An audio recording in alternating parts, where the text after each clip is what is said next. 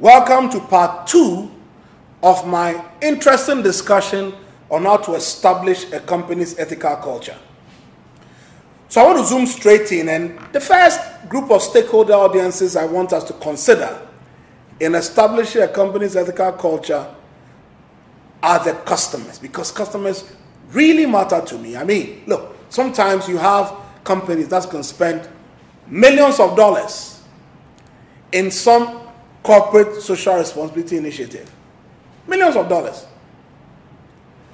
Now, this company will go and set up some entrepreneurial businesses for people in the catchment area in which they work, maybe drill some boreholes, establish some laboratory facilities, and so on and so forth.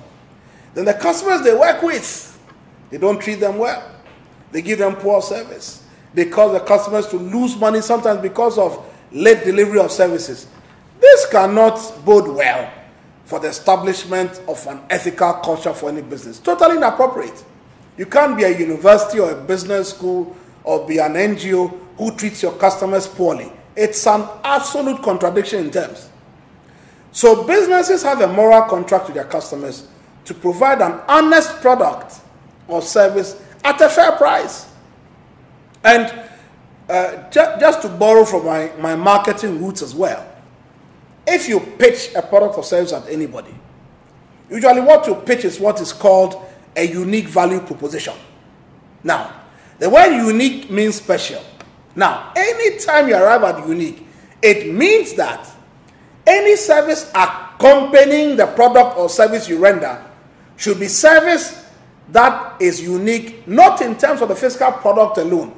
So it's not the chair they are buying or the table they are buying. It's not the undergraduate program they're pursuing in your university, but the human ambassadors of that university, that supermarket retail chain, should ensure that there's congruence between the unique product the customer is buying and the unique service they are delivering to accompany the product that they are getting to that customer. So businesses that view customers only as a means to an end or as a means to getting profit typically treat customers in a very shoddy manner, and it leads to a certain proliferation of customer service problems and complaints and negative word of mouth. So treating customers honestly and fairly, it should be something that characterizes ethical companies, because part of having an ethical posture is that you deliver superlative service to all your customers within the organization, within external. Okay, so customers can also be internal and external. So my last discussion was on external customers. Let me zoom straight in to internal customers, who are your employees or your workforce. Now, treating your employees fairly, ethically, goes beyond merely following the law regarding wages, equal opportunity, and so on. If workers feel that company policies are unfair, the company will have a hard time convincing them that the ethical posture of that company is sound, and may find it extremely difficult to motivate these same employees to also behave ethically. It's a real contentious issue that organizations should really have a very clear focus on. Now, one of the easiest and the most effective ways to make employees feel valued is to give them a sense of their being important, and ideally give them a seat at the decision-making table. Employees must have a certain systematic mechanism where they can have a voice in shaping rules and the policies that govern their jobs. Managers have other moral responsibilities toward their employees, and all said and done, maintaining, for instance, a very rigorous and proactive occupational health and safety posture also helps to improve the employee welfare within the context of establishing an ethical culture for the organization you operate in. And I have colleagues who do a lot of research looking at occupational health and safety as a key manifestation of proactive corporate social responsibility practices. So occupational health and safety should never be sacrificed in the pursuance of organizational profits.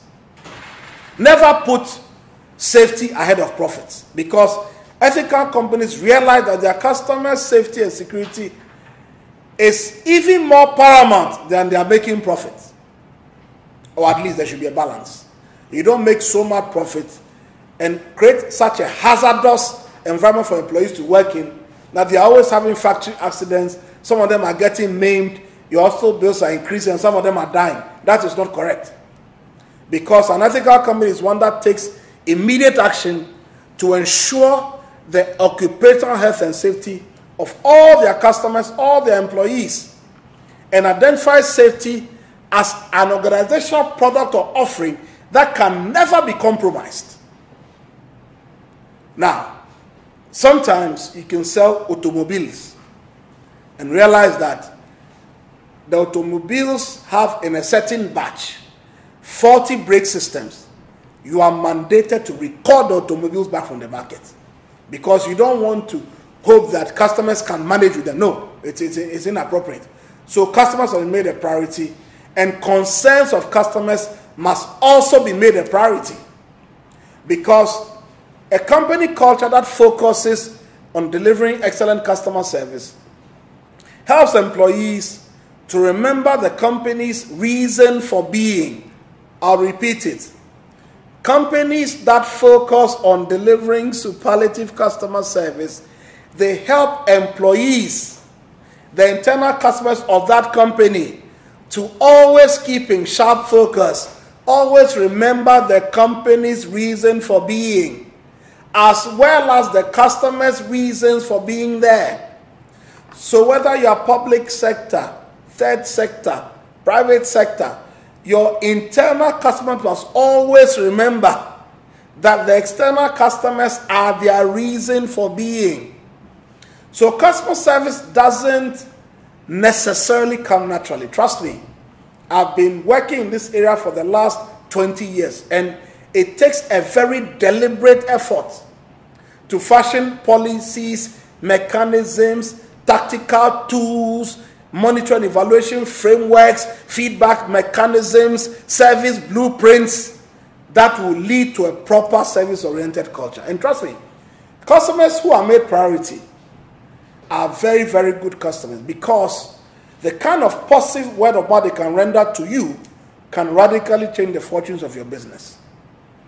So even though it makes sense sometimes from a profit-making standpoint to, sort of skimp on customers, skimp on the value you give them, skimp on the comfort you give them, ultimately you'll be shooting yourself in the foot. So please, make sure customers are a priority. Value them. Train your employees to make sure they deliver excellent customer service. Give them listening and communication skills training. Give them analytical and problem-solving skills training. Give them training on telephone etiquette. Give them training on digital analytics. Give them training on leadership and motivation.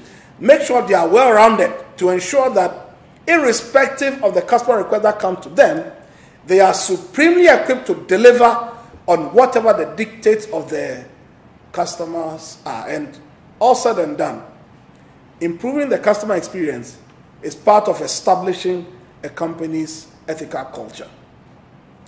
The next group of people to think about are what we call the stockholders. And the stockholders are the one who come, put in money, they invest. And stockholders may not always agree with what the organization is doing in relation to how the monies are being invested. But it's important to always try and reconcile the demands of stockholders, the demand to make money, and also the focus on investing to ensure that employees are well taken care of and customers are also well taken care of. Now, the tension arises because stockholders want to make a lot of money, plenty money. They just came to make a lot of money. So, while the company has a strong moral obligation to treat stockholders fairly and honestly, they must also balance the way they treat stockholders vis-a-vis customers and vis-a-vis employees. Then, competitors. Now, I want to submit to you that as part of creating a company's ethical culture, you also have to take cognizance of competition. Now, in certain North American countries, you can, for instance, take a competitor's product, put yours right by it, and say why theirs is much worse compared to yours. But in Africa and other places, we don't quite have such in-your-face and, brutally competitive art. Now, what I'm discussing is not an emotional one. There are rules that govern the way some of these things are done. Like in the UK, for instance, there's an Advertising Standards Authority that tells you the do's and don'ts of how advertising is carried out. Now, in ethical companies, competitors are supposed to receive the same basic considerations that other stakeholders receive. Respect, honesty, fairness, justice. Now, if you are watching me, and I'm sure you're thinking, come on, Prof. Science, look, what if our competitors are unethical? They have espionage schemes. They have planted moles in my organization. They are undercutting me in the market. They are offering things for free. I mean, how can you conceivably expect that I treat such wild competitors with respect, honesty, fairness, and justice? Well, I'm sorry to announce I'm still proposing it to you, because competition can really can bring out the worst in your manager's employees. So if you are not careful, you might find that you start reacting negatively to the bad practices of the competition. Eventually you become like them or worse, and ultimately you will suffer. So please, you also need to understand that you can't win by matching their unethical practices with the same set of unethical practices or worse. Focus on what's unique about you. Focus on legitimately winning market share. Focus on legitimately making profit. Don't try to badmouth the competition. Focus on the virtues of your own product and services. Gather information through legal means. Don't mislead customers through deceptive adverts or by mis-selling to them because your competition is doing same. Look, ultimately, don't take shortcuts. Use legitimate methods to gain market share, and eventually you will overtake this competition. The next key issue to consider in trying to build the ethical framework or portion of your company is trying to fit in with the community, because ultimately ethical companies know and recognize that they are part of a community. So the community in which they live matters to them, and the community has an interest in how the organization conducts itself. So there are ways by which any forward-looking commercial entity or non-governmental organization or public sector institution can demonstrate a sense of community wherever they are operating. First thing to note is that you can consider how your operations are affecting your neighbors or affecting the physical environment in which you work. So if you're a mining entity, for example, and your work is leading to the depositing of serious carcinogenic materials into the environment, and children below the age of 5 are contracting cancer and dying, trust me, it doesn't matter if you give $30 million to a local chief, you still have a problem with that community. So please, consider how your operations affect the community in which you live. Second, make an overt attempt to build relationships with other local businesses if, for instance, you're a multinational entity. So as much as possible, within your supply chain practices, if you can, make sure you help local businesses also grow and become big. Then make community involvement a managerial priority. Make sure you also hire, sometimes in a discriminate manner, from within the community in which you work, so that you do some positive discrimination and make sure the communities are proud of you as a business and want to contribute to you. Then, as if you didn't know it, you have to develop a solid code of ethics.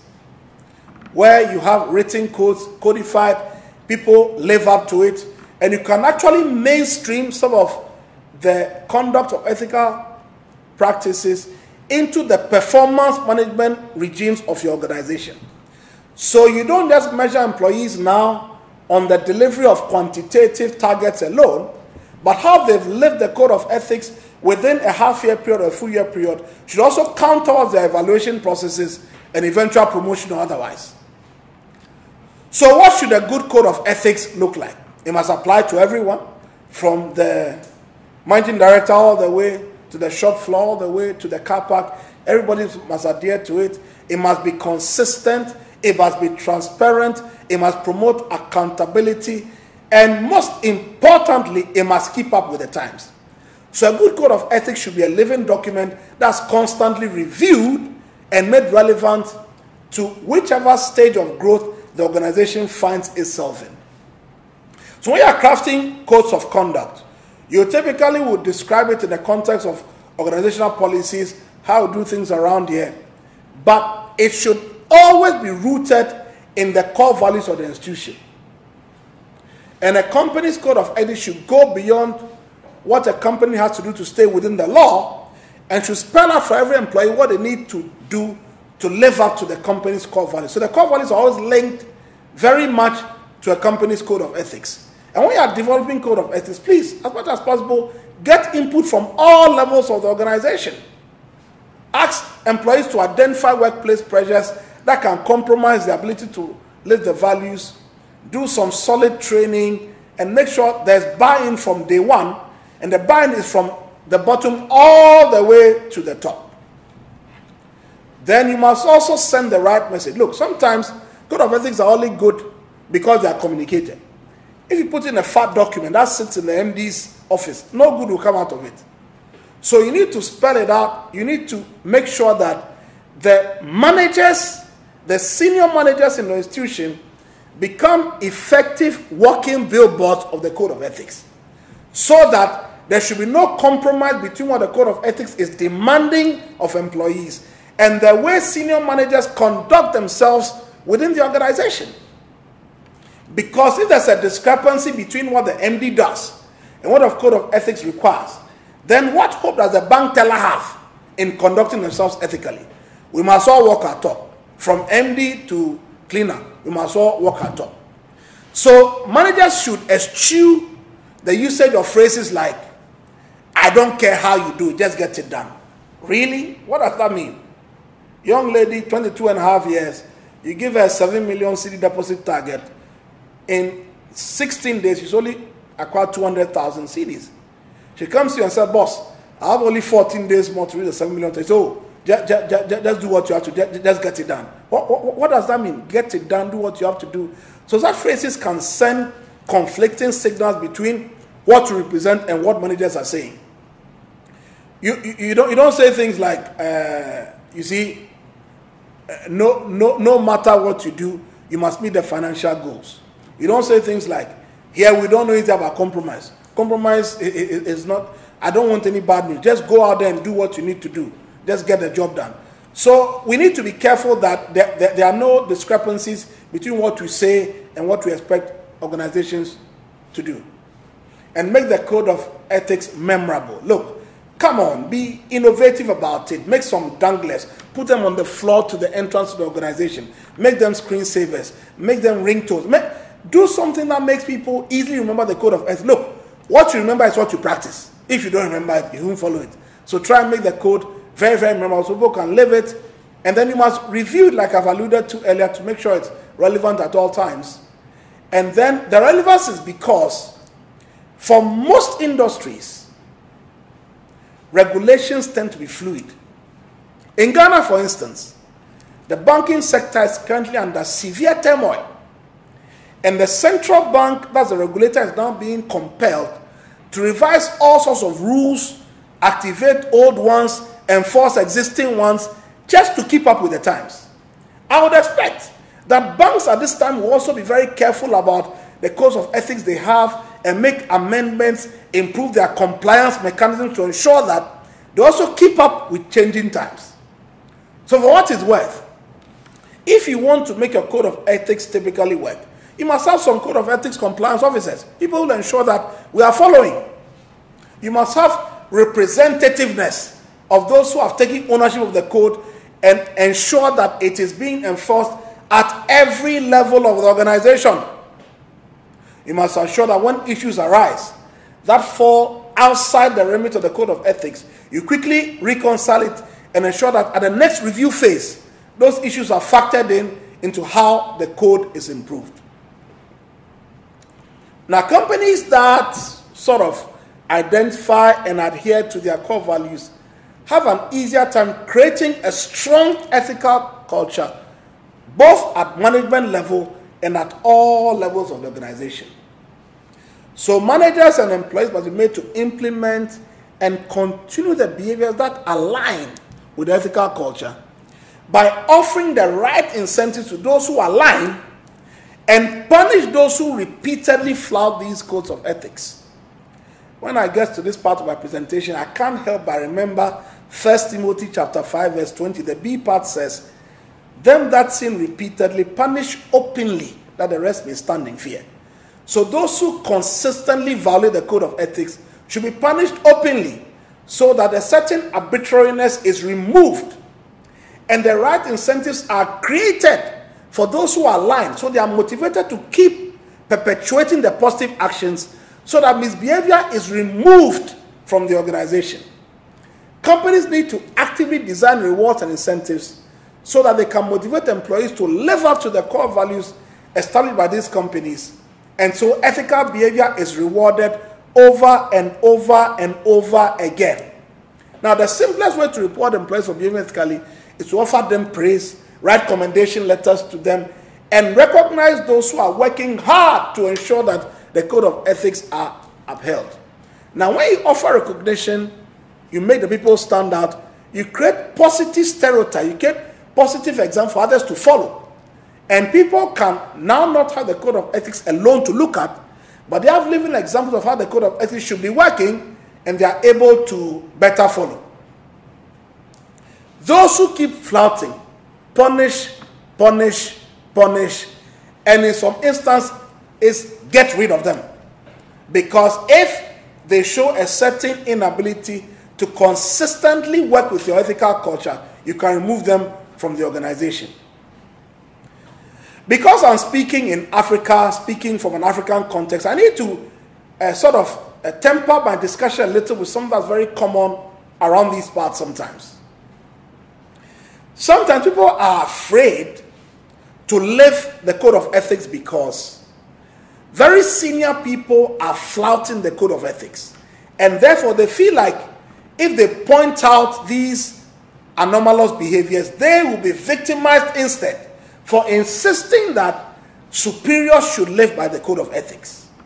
But I understand in law, I saw this on Facebook 2 days ago, in law, when you find somebody doing something inappropriate, that flouts the law, flouts code of ethics, even borders on criminality, and you don't speak up, the law can actually have you prosecuted for actually condoning that illegality.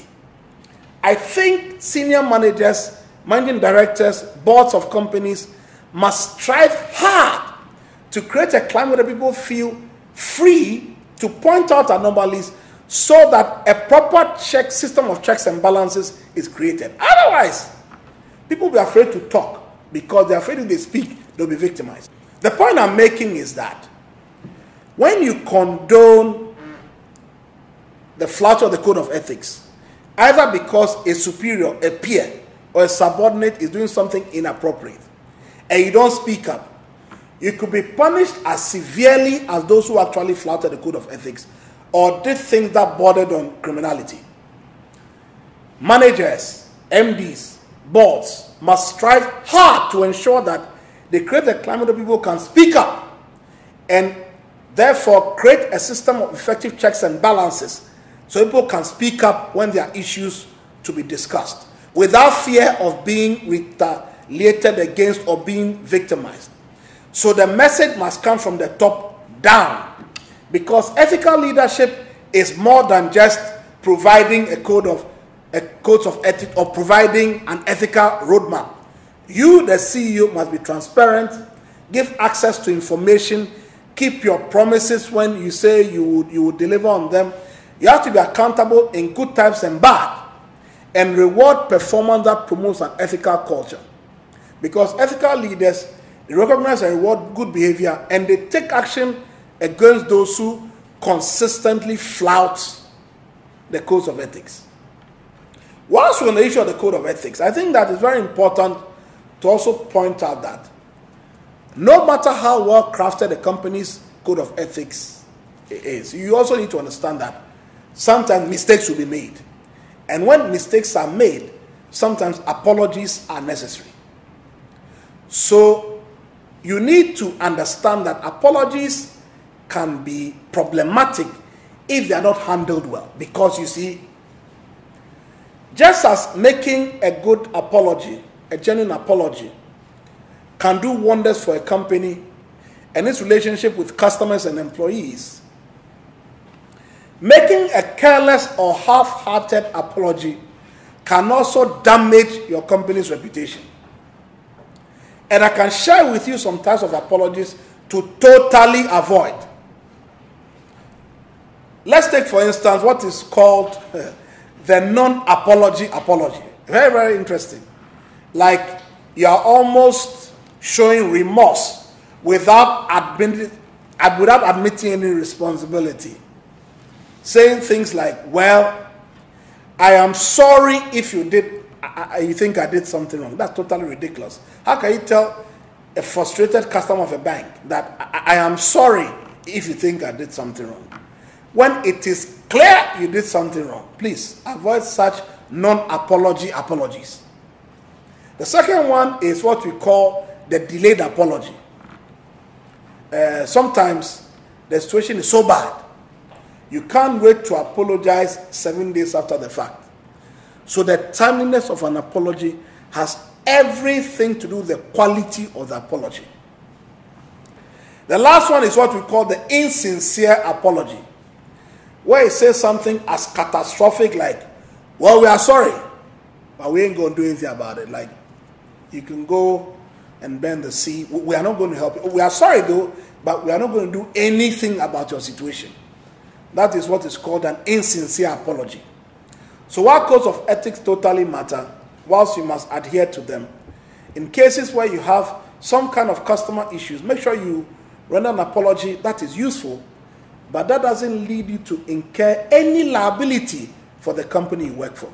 Thank you so much for watching. I pray that the session has been a blessing to you, and I'll come back to you again very, very soon. Thank you very much for watching me, and see you soon.